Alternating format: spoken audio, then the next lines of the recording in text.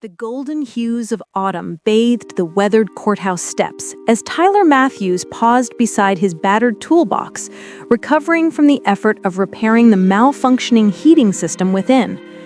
Tyler, at 34 years old, possessed calloused hands that testified to a life of earnest labor and a compassionate nature that attracted others the way flame draws those seeking warmth. He was about to depart when a quiet voice broke through his concentration. "Excuse me, sir, would you be willing to help me?" Tyler's gaze dropped to discover a young girl positioned at the base of the stone stairway.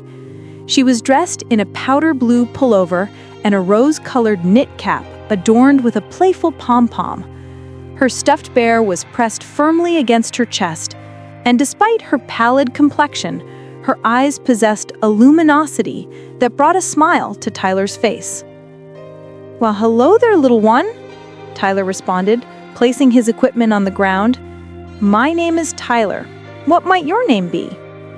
"My name is Sophie," she answered, her tone gentle yet distinct. "My grandma and I live in that building up there, but the elevator has broken down once more." Tyler's eyes traveled upward toward the aging apartment complex adjacent to the courthouse. The structure was familiar to him, as he had performed numerous repairs there through the years. The elevator had been malfunctioning for several months. "Those are quite a few stairs for someone so small," Tyler remarked kindly. Sophie acknowledged this with a solemn nod, then fixed him with the type of forthright stare that belongs exclusively to children. "Mr. Tyler, if you would carry me up those stairs, I will share a secret with you. It is an extremely important secret." Something within her tone gave Tyler pause. Her words carried a maturity that seemed to exceed her 4 years of life, and a subtle melancholy that touched his heart. "Sophie, I would be delighted to help you reach your home," Tyler stated, lowering himself to meet her at eye level. "However, you are not obligated to offer me anything in exchange." Sophie responded with a resolute shake of her head.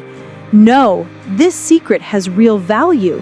My grandma tells me that when someone extends help to you, you should always reciprocate in some way."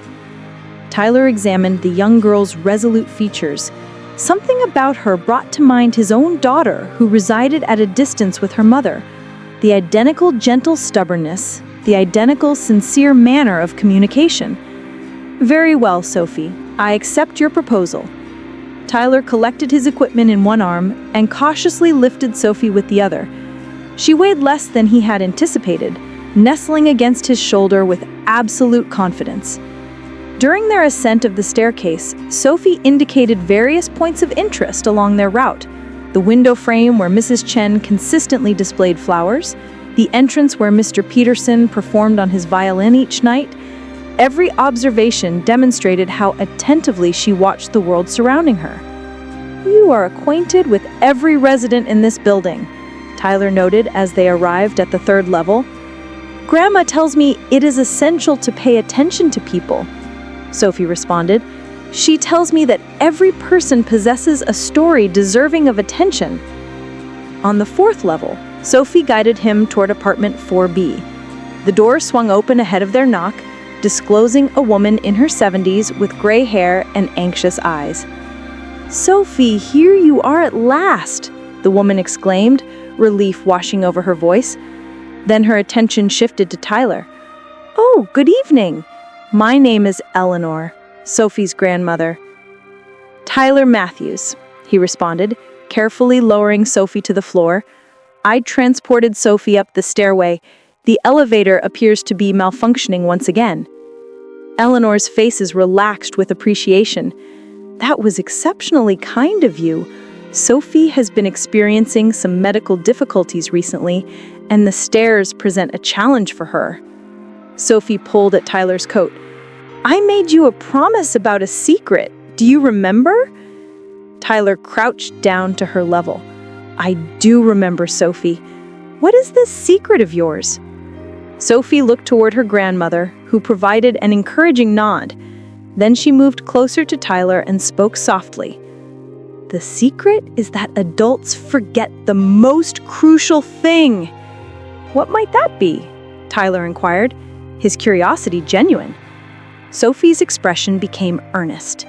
"They forget that love is not meant to be hoarded.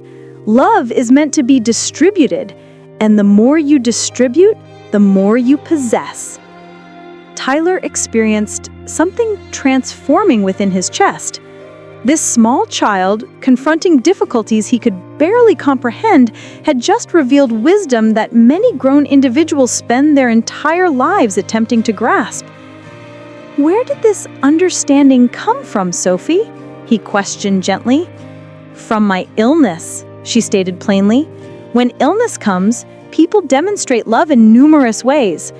Grandma cares for me every day. The doctor treats me with constant gentleness. Even people who don't know me, like you, assist me up staircases. This helped me realize that love expands when it is distributed." Eleanor rested a tender hand on Sophie's shoulder.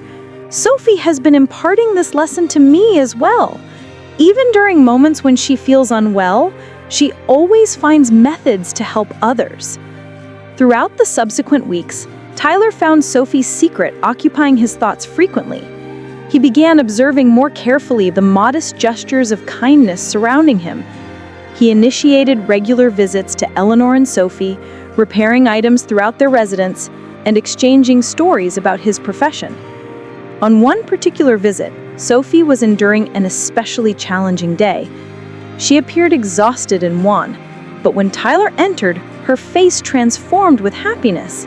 "Tyler, I have been anticipating your arrival," she announced from her position on the sofa. "Grandma baked cookies and I set aside 3 for you." As they remained together enjoying cookies, Tyler observed how Sophie consistently prioritized others, even during her own struggles. She inquired about his day, retained details regarding his various assignments, and consistently offered gracious words to everyone she encountered. "Sophie," Tyler stated one afternoon, "you have imparted something profoundly important to me." "What would that be?" she asked, glancing up from the puzzle they were assembling together. "You have demonstrated to me that the optimal method of repairing things is not always through tools. Sometimes the most meaningful repairs occur when we mend each other's hearts through compassion." Sophie's smile emerged, the identical radiant expression that had drawn his attention that initial day on the steps. "That is precisely correct, Tyler, and the marvelous thing is that when you repair another person's heart, your own heart is repaired simultaneously." 3 months afterward, Tyler received extraordinary news. Sophie's medical treatment had proven effective, and she was growing more robust each day. In celebration, Eleanor extended an invitation to him for a special meal. As they gathered around the modest kitchen table, Sophie lifted a glass of milk in a ceremonial gesture. "To Tyler, who transported me up the stairway and discovered my secret," Tyler elevated his own glass, regarding this extraordinary young girl who had transformed his comprehension of what it meant to possess true wealth. "To Sophie, who revealed to me that the wealthiest individuals are not those who possess the most, but those who contribute the most." Eleanor brushed away a tear. "And to the family we have formed, not through blood relations, but through love." That evening, as Tyler readied himself to depart, Sophie presented him with a drawing she had created. It depicted 2 figures upon a series of stairs, a man transporting a young girl with hearts suspended all around them. "This represents us," she clarified, "distributing love and helping it flourish." Tyler meticulously folded the drawing and placed it within his wallet, where it would remain as a remembrance of the day a 4-year-old child revealed life's most essential lesson to him. "Thank you, Sophie," he expressed, embracing her gently. "Your secret transformed everything." Sophie returned his embrace with all her limited strength. "That is the purpose of secrets, Tyler, to make the world just a little better." As Tyler descended the courthouse steps that evening, the identical steps where their connection had originated, he comprehended that certain encounters transform us permanently.